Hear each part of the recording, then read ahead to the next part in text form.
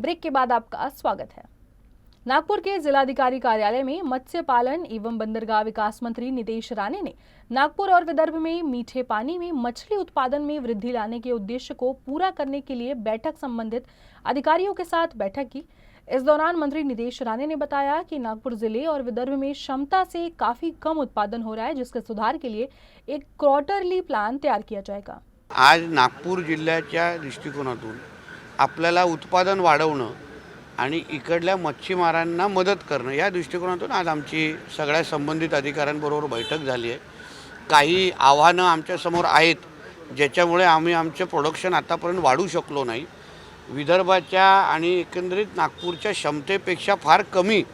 आमचं उत्पादन आहे, त्याचा अभ्यास आज आता आम्ही केलेला आहे आणि आम्ही आता दर 3 महिन्याचा एक क्वार्टरली प्लॅन तयार केलेला आहे, ज्या अनुसार आपण आपल्या विदर्भामध्ये नागपूरमध्ये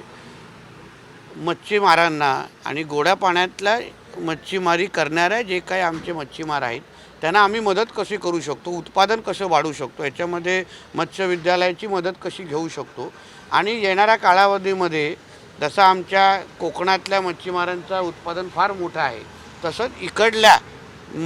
गोड्या पाण्यातल्या मच्छीमारांचं पण उत्पादन वाढवण्याच्या दृष्टिकोनातून आणि त्याचबरोबर काही ॲक्वेरियमसारखे प्रोजेक्ट जसं आम्ही तारापोर ॲक्वेरियमला आम्ही तिथे डेव्हलप करतो आहे, तसंच आपल्या नागपूर विदर्भामध्ये काही ॲक्वेरियम आम्ही आणू शकतो का, त्याही बाबतीमध्ये आमची चर्चा केली।